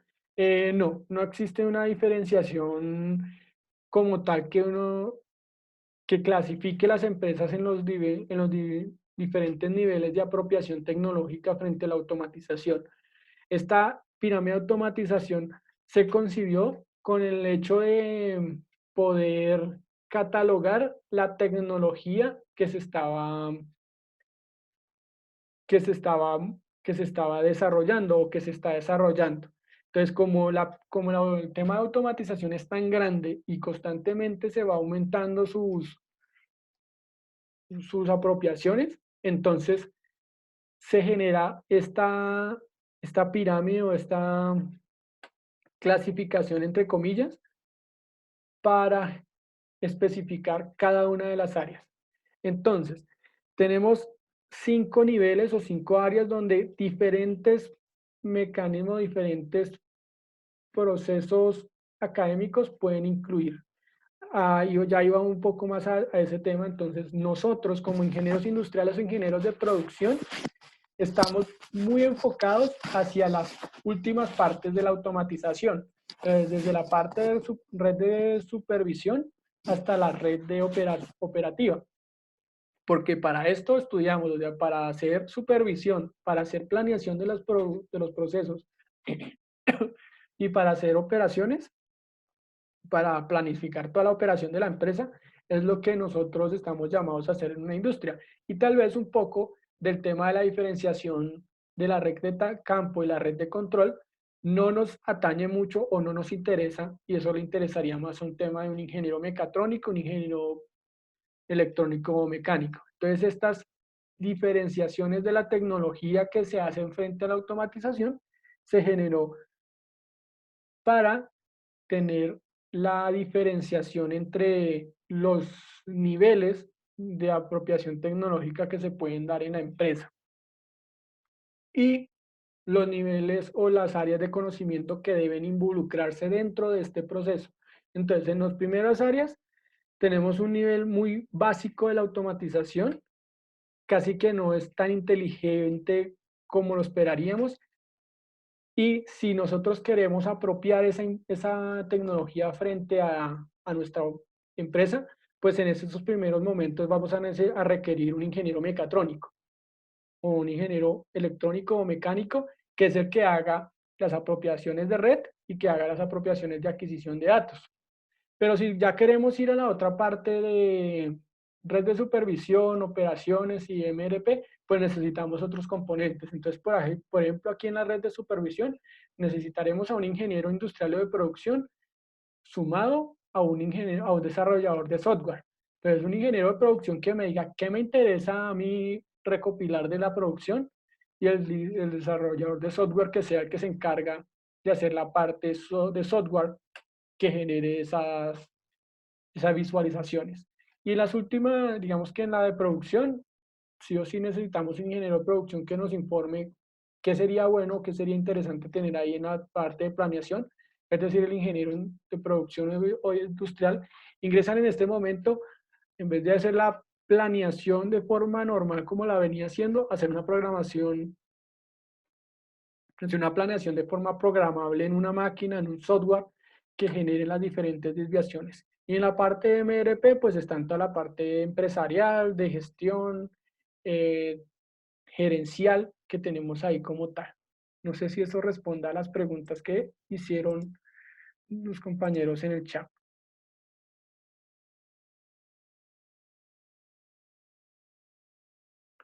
El tener digamos que niveles de de automatización o niveles esto, no es una camisa de fuerza. No es que, no es que representen específicamente lo que se tiene que conocer. Como yo les decía, uno puede tener una línea automatizada que carece de alguno de estos componentes y sigue siendo automatización. Si ustedes lo notan, la parte de servicios no tiene estos componentes de la primera ni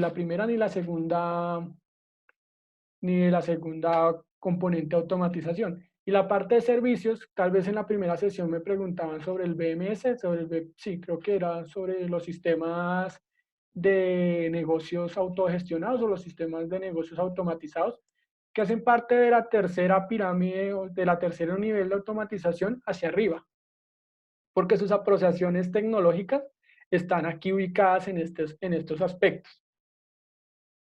Y habrán otras empresas que tienen una mixta, entonces solamente tienen unos procesos con alguna red de campo y otros procesos normales y su gestión no existe. Bueno,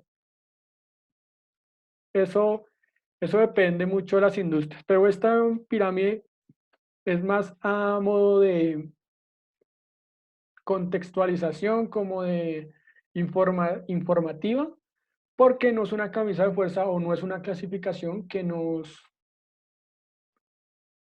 el mercado la maneje. El mercado por lo general es binario. El mercado, si tiene automatización, bien, si no, pues también bien. O sea, eso depende de las condiciones que se requieren dentro del mercado.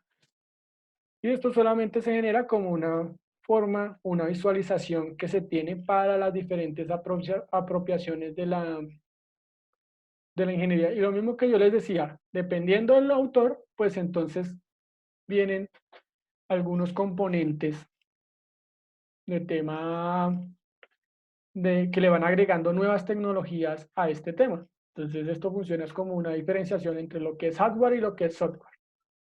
Y también pues surge hacia la manera didáctica de explicar un poco mejor qué componentes se convierten en automatización. Es decir, si yo comienzo normalmente, si estoy metido en el mundo de la automatización, comenzaré por esta línea e iré aumentando mi proceso en la automatización.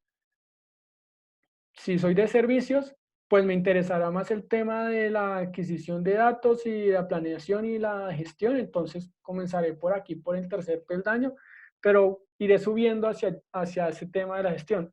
Muy rara vez, pues uno comienza desde la gestión hacia abajo, porque pues no, si uno quiere hacer gestión, tiene que tener primero lo de abajo, entonces es muy indiferente.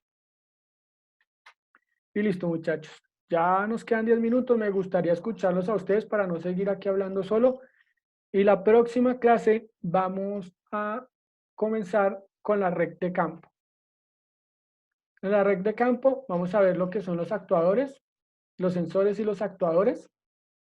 Continuaremos con los PLC y vamos a hacer la práctica de Tinkercad, que es generar una automatización domótica desde un Arduino.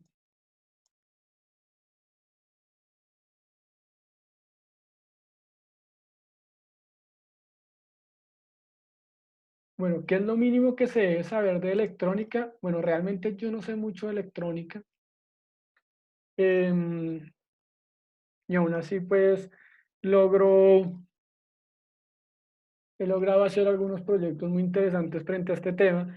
Y yo pensaría que lo mínimo que se debe saber de este tema de electrónica es el tema de conexiones, la lógica cableada y el tema de álgebra de Boole, cómo se hace ese tema del álgebra de Boole.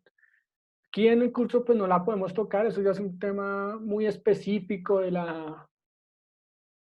tema de la automatización, que digamos que si uno quiere hacer apropiaciones de la parte de la parte de automatización, o sea, quiere ya ir a la mayor profundidad, entonces comienza primero conociendo los mecanismos o las tecnologías que hay frente a ese tema. Entonces qué es la fuerza neumática, la mecánica, la hidráulica y cómo se hacen diseños de sistemas neumáticos, hidráulicos o mecánicos, electrónicos o,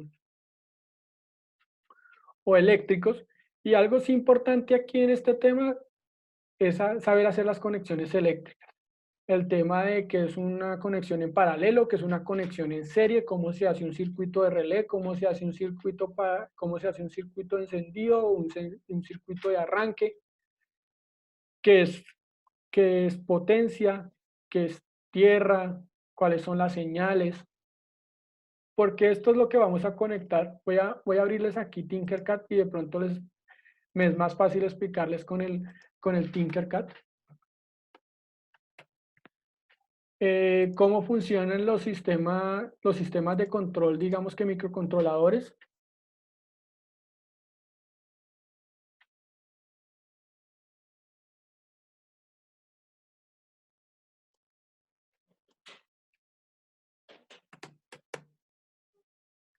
Bueno, entonces, uy, estoy aquí haciendo mal.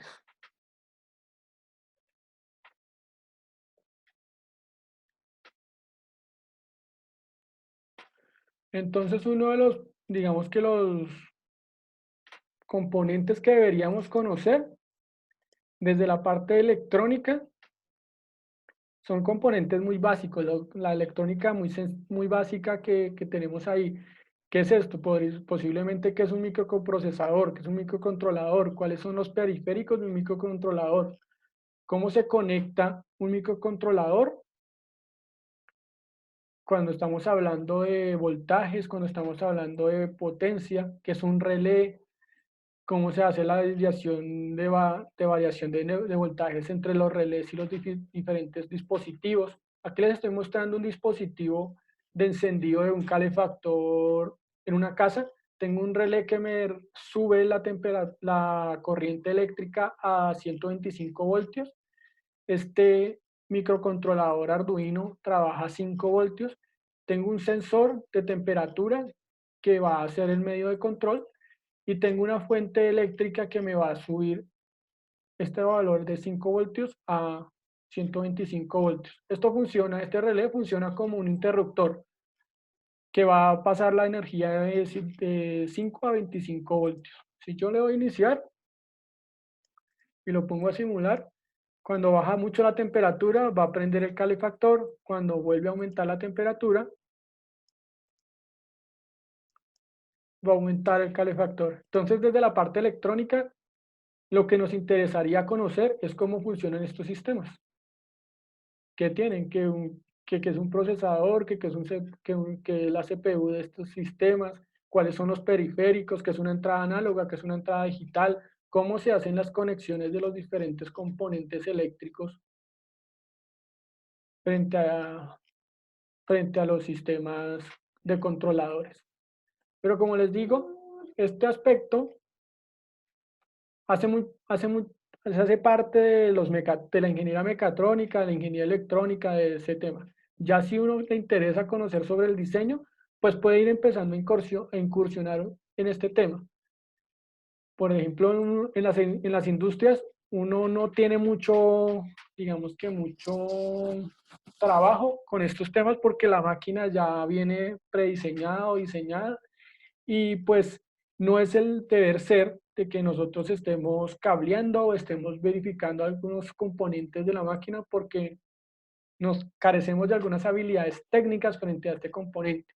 Sin embargo, si su interés es experimentar sobre este tema de la electrónica, entonces deberían orientarse hacia la búsqueda de cómo se hace, digamos que un circuito, cómo se implementa un circuito como tal. Esto es una placa de circuito, ¿cómo se hace un circuito? Entonces, que tiene un microcontrolador que tiene una memoria, una CPU, una RAM y que le conectan unos periféricos para que hagan cierto trabajo de control. No sé si esa respondió tu pregunta, John. Y Karen me pregunta, ¿qué ventajas tendría estandarizar los procesos por medio de la automatización en una empresa de servicios? Bueno, aquí en las empresas, bueno, antes de comenzar con ese tema, antes de hacer automatización es muy importante que verifiquemos si nosotros podemos solucionar los problemas de esa empresa por medio de la estandarización de los procesos. Es decir, no todos los problemas de la producción se solucionan automatizando, porque podemos hacer muy buenas apropiaciones desde la estandarización de nuestros procesos. Y ya encaminado hacia la parte de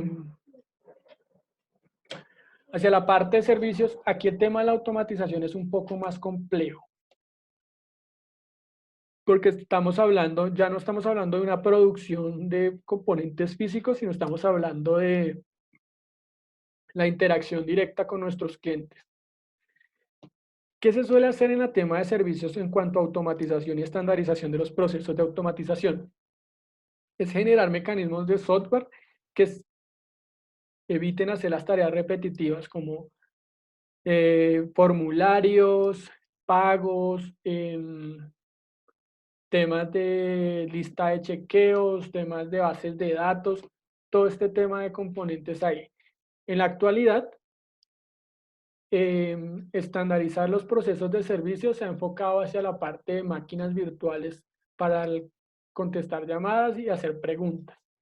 Pero este tema es un poco complejo de abordar porque dependiendo del proceso que se esté, o del servicio que se esté haciendo, suele ser disruptivo para nuestra empresa. Yo no sé si ustedes han tenido la oportunidad de hacer digamos que de coordinar una cita médica con un software de servicio automatizado. Eso a veces suele ser un problema de locos porque uno pregunta algo y el software por lo general no lo entiende de la manera o uno no sabe preguntar de acuerdo a los estándares del software y queda perdido. El software no tiene la apropiación. Entonces, el tema de producción de los servicios de automatización, o sea, de la automatización de los servicios es muy válido, es muy importante también tenerlo. Y en el tema financiero es muy fuerte porque se genera una desviación de los procesos que se hacen tediosamente de archivo y de tema de verificación de componentes que una máquina nos puede hacer. Sin embargo, yo pensaría que los temas de servicio directamente al cliente, de cara al cliente, es mucho mejor y más personal mantenerlos frente a los estándares de personal, con personal de capital humano. Y el resto de servicios sí se pueden pasar directamente a autogestionados con las BPO, que son pues, las máquinas de automatización de servicios. Incluso ya los bancos están utilizando esa automatización de servicios para el préstamo, para la solicitud de préstamos. Usted ingresa sus datos, ingresa sus documentos y el mismo sistema se encarga de hacer todas las verificaciones, reduciendo al máximo la versión del costo. Sí, precisamente por APIs, es por donde se genera eso. Entonces, ese tema de automatización se ha empezado a hablar mucho en el tema de servicios y es encaminado a eso, a reducir esos riesgos, a reducir esas actividades repetitivas que se generaban en un tema de servicio. Pero el tema de servicio al cliente de frente a nuestros usuarios siempre va a ser mejor tratarlo desde la parte personalizada para generar empatía. Y esa parte sí es muy complicada de, digamos que automatizarla porque se vuelve un poco complicada. Si ustedes lo ven, el tema de compras en el éxito es automatizado. Uno ingresa, llega a su carrito con lo que quiera y paga y ahí quedó y inmediatamente toda esa información no pasa por ninguna mano humana, sino que todo se va a las bases de datos, se generan sus algoritmos y se hace el envío del producto, porque funciona para su producto. A nosotros de pronto cuando estamos haciendo mercado no nos interesa mucho interactuar con un dependiente, pero cuando estamos comprando cierto producto, de pronto sí nos interesa, digamos cuando estamos comprando tecnología, nos interesa preguntarle al dependiente sobre las características. Tal vez con la ropa, las mujeres pues tienen ese problema de que tema del internet, pues uno lo ve muy bonito allá, pero uno escasamente sabrá qué le llega exactamente del este, entonces te necesita todavía el dependiente que le esté brindando esa información. Y esa información empática, pues, te pregunta ágil y eso se genera mejor desde otra manera. Sin embargo, pues hay muchos mecanismos y muchas herramientas que permiten hacer automatización de servicios, como los chatbots, que ya hay bastantes de esos que van contestando de acuerdo a unas exclusas, y eso es un tema también, incluso las universidades lo tienen, que es un tema bastante importante en la automatización del servicio, como en las preguntas frecuentes, entonces no desgastan el personal respondiendo siempre la misma pregunta, sino que generan un chatbot que si usted tiene la misma pregunta, pues le va a responder y listo. No sé si eso respondió tu pregunta, Karen.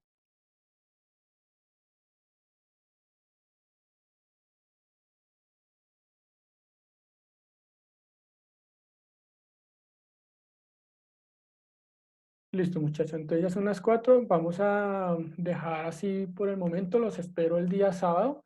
Recuerden que las sesiones quedan grabadas, entonces si alguno de sus compañeros